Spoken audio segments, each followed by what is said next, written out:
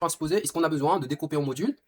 Et là, ça dépend de la longueur totale. Bien sûr, si la longueur totale dépasse les 100 mètres, alors bien sûr, comme déjà expliqué, 100 mètres, c'est parfois 120 mètres, donc voilà, avec une marge assez large, parce que là, on est dans les grandes lignes de conception, et donc la précision, si vous voulez, je dirais, c'est décamétrique, c'est de l'ordre de 10 mètres. Donc si 100 mètres, c'est par exemple, si nous avons eu un ouvrage avec 120 mètres, alors là, on peut le considérer comme un seul module. Alors, donc là, il faut découper en modules. D'abord, la découpage en modules, ça permet de placer les joints de chaussée intermédiaires, parce qu'on a dit, dans un ouvrage, il y a toujours des joints de chaussée à l'entrée et à la sortie de l'ouvrage. Et bien sûr, en fonction de sa longueur totale, est-ce que ça dépasse les 100 mètres ou pas, on peut avoir besoin d'un joint intermédiaire ou de plusieurs joints de chaussée intermédiaires. Alors, dans notre configuration, nous avons une longueur égale à 200 mètres. Alors, automatiquement, nous avons besoin de découper en modules. Et là, le nombre de modules, c'est tout simplement 200 mètres divisé par 100 mètres.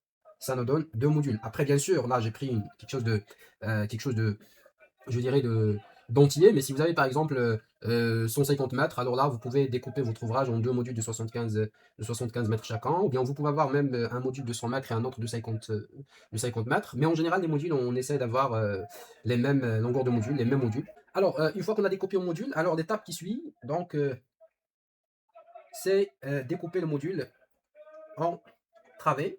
Et là, bien sûr, le découpage en travées, ça dépend de la variante. Ça dépend de la variante. Déjà, on a dit que ça dépend du schéma statique. Donc, parce que le processus, qu'il s'agit d'une variante statique ou d'une variante isostatique ou hyperstatique, ça change. Et bien sûr, ça dépend de même, dans le même schéma statique, ça dépend de la variante ou bien de la morphologie du tablier, parce que la portée maximale, ça varie d'un type de point à un autre. Alors là, on va commencer par le cas de la variante 1, d'un pont à poutre en béton armé. Alors, pour ce type de pont à poutre en béton armé, on a dit que la portée maximale, c'est 25 mètres. Alors, c'est 25 mètres. Alors, le nombre de travées, c'est tout simplement, puisqu'il s'agit d'une structure isostatique, alors on adopte, voilà, on adopte les mêmes longueurs de travées. Voilà. Euh, donc, le nombre de travées, c'est tout simplement la longueur de module divisé par la portée max, ce qui nous donne 4 travées. Alors là, c'est les 4 travées. Nous avons 4 travées de 25 mètres chaque module. Et finalement, le découpage, ça va être 2 fois 4 fois 25. Alors 4 fois 25, c'est le module. Et bien sûr, 25, c'est la longueur des travées. Et 2 parce que nous avons 2 modules. Et là, si on fait le dessin de cette variante, c'est-à-dire le dessin du tablier de cette variante, alors là, donc, nous avons 5, ou bien plutôt 4 travées. Donc, on va mettre ça, c'est une travée. Après, il y a bien sûr la deuxième travée, la troisième travée, et ensuite la quatrième travée.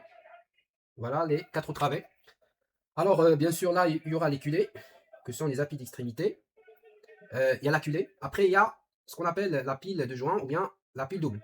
Alors là, c'est la pile qui va séparer les deux modules. Et là, on va bien sûr mettre ici les piles intermédiaires de chaque module. Voilà, donc l'ouvrage. Après, dans le cas des structures isostatiques, alors chaque travée il va être reposé sur deux appareils d'appui au niveau de chaque pile. Ça veut dire que chaque travée il va travailler indépendamment de l'autre travée.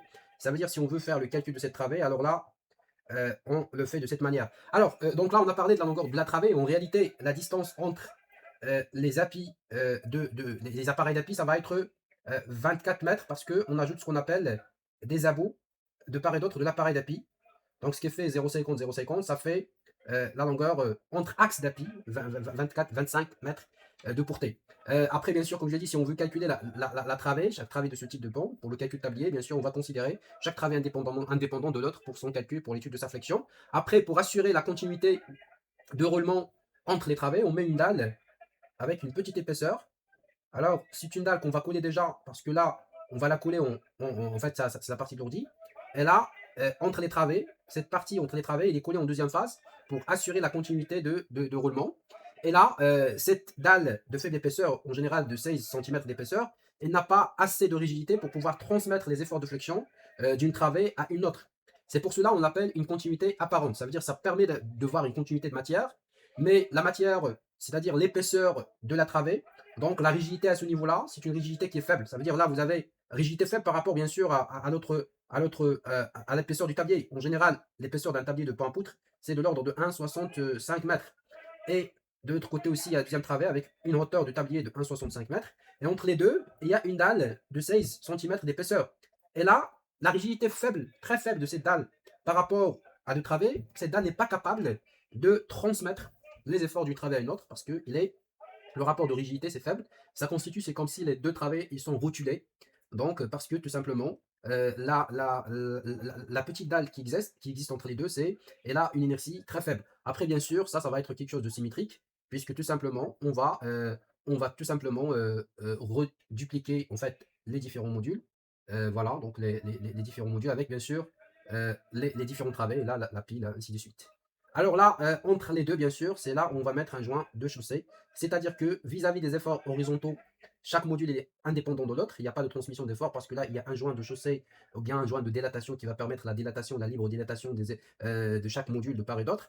Et là, il n'y a pas de transmission des efforts horizontaux. Et bien sûr, entre les travées, il y a pas aussi de transmission des efforts de flexion puisque il n'y a pas la continuité entre les différents travées. Il n'y a qu'une petite dalle, une petite dallette de continuité. On appelle ça une dallette de continuité, mais vraiment, c'est une continuité apparente. C'est-à-dire, c'est pas une continuité mécanique. Ça veut dire la rigidité nécessaire pour transmettre la rigidité nécessaire pour transmettre les efforts d'une travail à un autre n'est pas assurée par la dallette de continuité parce que c'est une dallette qui est de faible épaisseur. Et en plus de ça, la dallette elle est collée en deuxième phase, c'est-à-dire les efforts, ou bien le poids propre de chaque travée, il est appliqué avant la construction de la dallette de continuité parce qu'on va commencer par construire chaque travée et là, le poids propre de chaque travée, il est appliqué dans un schéma statique isostatique. Et c'est par la suite qu'on vient mettre, bien sûr, la dallette de continuité. Donc c'est pour cela, même le poids propre, il est appliqué dans une situation isostatique. Et même pour les autres charges, vu que la dallette de continuité n'a pas assez de capacité pour transmettre les efforts d'une travée à une autre, alors là, on considère que les travées, ils sont indépendantes. Voilà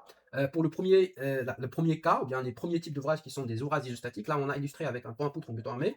Mais la règle est la même aussi pour le cas des points à poutre en béton précontraints. D'ailleurs, ces deux solutions, ils ont la même morphologie. La différence principale entre les deux, c'est que dans les points à poutre en béton armé, bien sûr, la résistance elle est assurée grâce à la présence du ferraillage, une densité de ferraillage passif importante. Par contre, dans le cas des ouvrages en béton précontraint, là, la reprise des efforts, elle est surtout contrebalancée, ou bien les efforts extérieurs sont balancés par des forces de précontrainte. Et en général, il n'y a pas beaucoup d'acier passif pour reprendre la flexion. C'est des aciers passifs pour reprendre les petites tractions qui peuvent être laissées, qui peuvent bien sûr être laissées par la précontrainte. Alors, la deuxième type de variante, on a dit c'est la variante pondale